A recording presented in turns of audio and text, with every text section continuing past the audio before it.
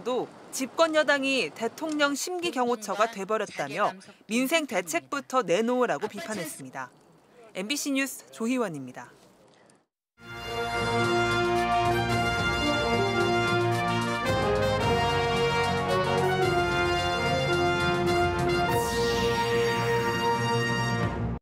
규제 철폐를 요구하며 드러눕겠다던 김영환 지사의 강한 호소에 대통령이 화답했습니다. 윤석열 대통령이 충북을 찾아 긍정적인 검토를 공언하고 지시했습니다. 전임 지사 시절 야심차게 추진했던 충주의 전통 무해지능시설 건립이 무산됐습니다. 충주시가 100억 원이 넘는 국비까지 반납하며 최종 중단을 선언했습니다. 청주시의회가 예고했던 파행을 이어가고 있습니다. 민주당의 집단 등원 거부로 상임위 차질이 현실화되자 의장은 징계 절차인 출석 요구서로 맞섰습니다. 원인도 불분명한 꿀벌 실종 사태가 지난해에 이어 올해도 반복되고 있습니다. 충청북도가 보상 대책에 고심하고 있습니다. 시청자 여러분 안녕하십니까? 계속해서 충북 소식입니다. 윤석열 대통령이 취임 이후 처음으로 충북을 방문했습니다. 전통시장을 찾아 민심을 청취한 데 이어 예정에 없던 청남대까지 깜짝 방문했는데요. 오송 국가산단 문제 등 여러 현안에 대한 지원을 약속하면서 충북의 규제 완화 요구에 힘이 실리게 됐습니다. 정재영 기자입니다. 진천선수촌 행사에 참석한 윤 대통령이 다음 일정으로 찾은 곳은 청주 육거리 시장이었습니다. 대선 경선 후보 시절부터 네 번째 방문인데 취임 이후엔 처음입니다. 무엇보다 지역이 잘 살고 또 이 전통시장에 온기가 돌아야 국민 경제가 사는 것이라고 저는 늘 믿고 있습니다. 지난달 김영환 충북지사가 SNS에 상소문을 올린 뒤 첫 방문이라 관심은 온통 대통령의 입에 쏠렸습니다.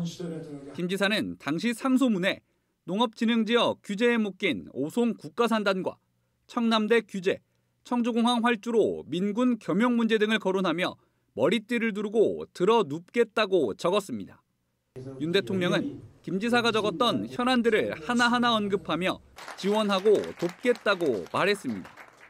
충북이 최근 서화를 걸고 있는 오송 국가산단과 청주공항 인프라 개선, 오송 글로벌 바이오밸리로 해석되는 바이오 첨단 복합단지 등이 포함됐습니다. AI 영재고등학교를 만들고 또 바이오 첨단 복합단지 조성을 확실하게 지원할 생각입니다. 그리고 오송 생명과학 국가산단 조성도 적극 추진될 수 있도록 돕겠습니다. 청남대 규제 문제는 청남대를 직접 찾아가 보고 들었습니다.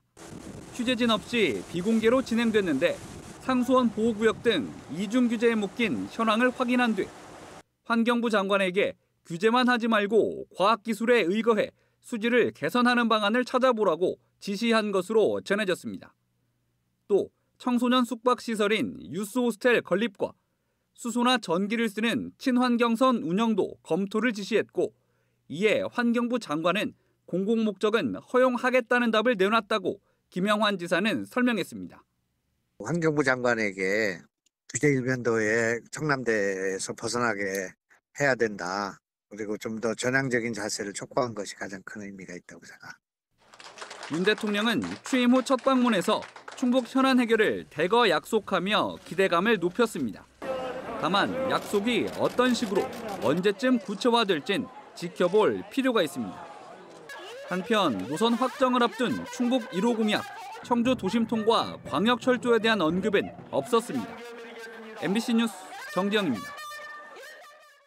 김영환 충북지사의 도정 운영 긍정평가가 전국 시도단체장 가운데 가장 많이 올랐다는 여론조사 결과가 나왔습니다. 리얼미터가 지난달 25일부터 지난 1일까지 광역단체별로 유권자 1000명씩 조사한 결과 김영환 충북지사의 긍정평가는 53.5%로 한 달 전보다 5.6%포인트 올라 상승폭이 가장 컸습니다.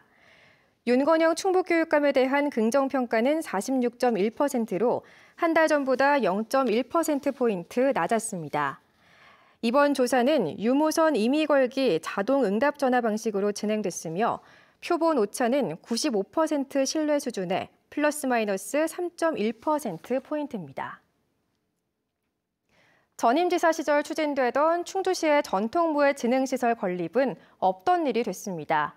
충주시가 사업 포기를 공식 선언하고 확보한 국비 136억 원도 포기하기로 한 건데요.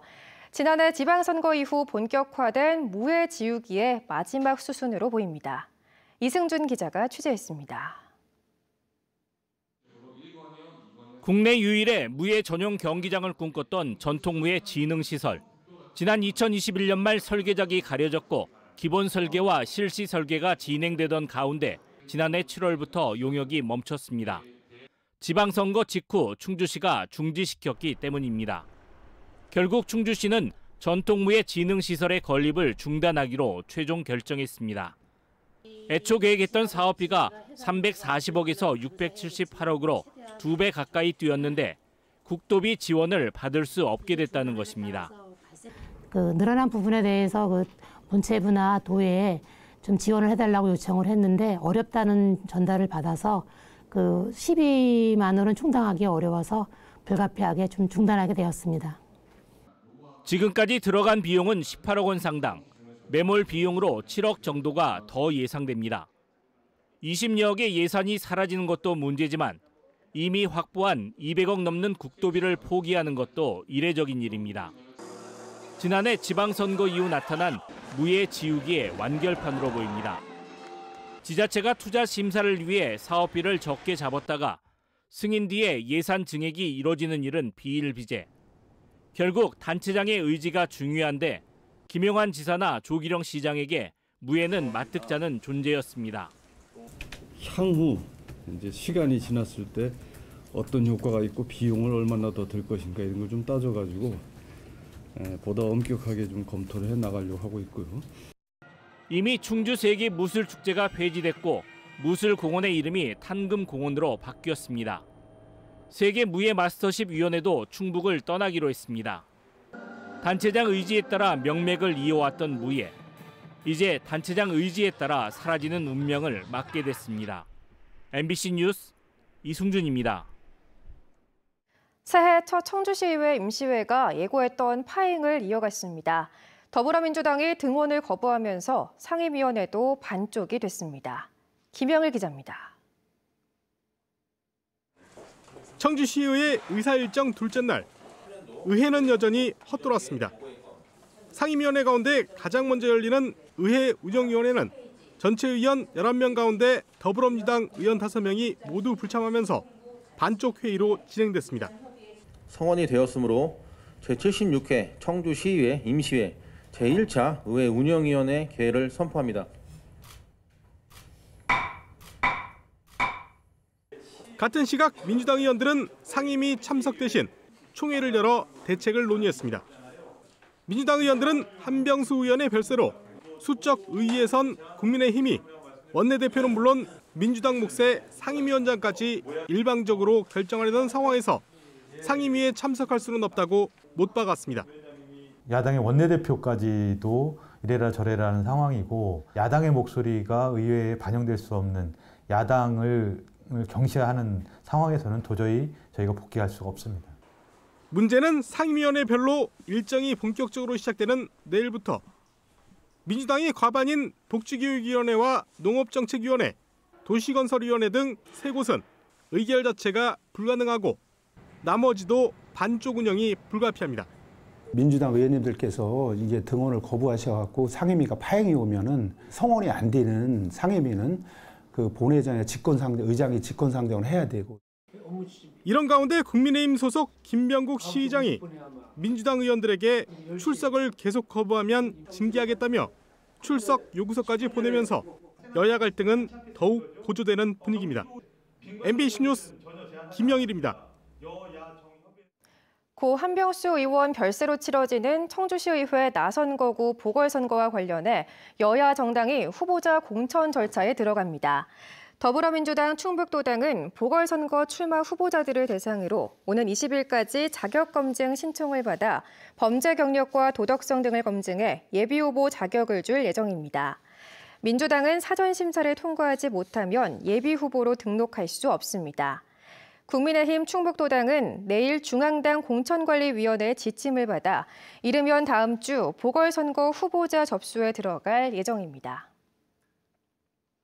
청주시 오창읍 주민들로 구성된 오창 소각장 반대 대책위가 폐기물 업체에 손을 들어준 대전고법과 소각장 추진 업체를 규탄했습니다. 오창 소각장 반대 대책위는 오늘 청주시청 임시청사에서 100여 명이 참석한 가운데 기자회견을 열고 감사원도 하자를 인정한 소각장 이전 협약을 법원이 인정한 것은 납득할 수 없다고 목소리를 높였습니다. 또 에코비트 에너지청원은 소각장 부지 반경 10km 이내에 인구 밀집 지역과 19개 학교가 있는데도 소각장 추진을 강행하고 있다며 주민들은 소각장을 막기 위해 끝까지 사력을 다해 저항하겠다고 밝혔습니다. 지난해에 이어 올해도 명확한 이유도 모른 채 꿀벌이 사라지고 있습니다. 한 달 새 충북에서만 사라진 꿀벌이 2천만 마리에 달해 양봉 농가들이 줄도산을 예고하고 있습니다. 이채연 기자입니다. 24년째 꿀벌을 키웠다는 청주의 한 양봉 농가. 벌통 덮개를 열어보니 꽉 차 있어야 할 꿀벌들이 온데간데 사라지고 벌 사체들만 땅에 나뒹굽니다. 550개 벌통 가운데 지난해엔 30%가, 올해는 70%가 전멸했습니다. 처음이에요. 잘 들어갔는데 깨우려고 보니까 거의가 다 소멸이 되고 또 폐사가 돼 있고. 또 다른 농가도 전체의 80%가 빈 벌통입니다. 생산은 거의 힘들다고 봐야죠. 생활을 못하는 거죠. 생계 유지가 잘 힘들고요. 올겨울 충북에서 이렇게 사라진 꿀벌은 현재까지 확인된 것만 약 2천만 마리. 지난해에 이어 올해도 집단 실종, 폐사 현상이 반복됐습니다. 15만 원이던 벌통 한 개당 값이 2배 넘게 뛰어 요즘은 꿀벌 구하기도 하늘의 별 따기입니다. 벌이 없다 보니까 벌값도 자꾸 올라가고 구입할 수도 없고 팔 수가 없는 거예요. 정부는 오랜 방제에 내성이 생긴 꿀벌 해충 응애가 전국적으로 확산하며 성장을 방해했기 때문으로 보고 있습니다. 여기에 월동 시기인 지난해 11월 평년보다 2도가량 높은 이상고온 현상으로 꿀벌이 일찍 바깥 활동을 하다 추워져 결국 돌아오지 못했다는 분석도 있습니다. 또 최근 몇 년 급증한 천적 말벌까지. 그러나 분명한 건 아직 없습니다. 꿀벌 웅해가 약재 내성이 생긴 것들이 지난해에 이어서 계속돼서 확산이 되는 것으로 확인을 했거든요. 말벌이라든지 기후변화에 대해서는 인과관계를 좀 더 저희가 연구할 필요가 있습니다. 꿀벌이 줄면 과수 농가까지 도미노 피해로 이어집니다. 충청북도는 이달 말까지 도내 피해 양봉 농가들을 대상으로 현황을 파악해 집중 조사를 벌인 뒤 재발 방지책과 보상 계획을 수립하기로 했습니다. 이동도 하고 또 이런 그 일반 축종과는 다른 그런 생태계 때문에 조사에 좀 어려움이 있고요.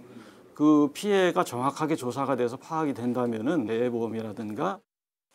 한편 전국에서 모인 양봉 농민 700여 명은 내일 농림축산식품부 앞에 모여 피해 대책을 촉구하는 집단 대응을 예고했습니다.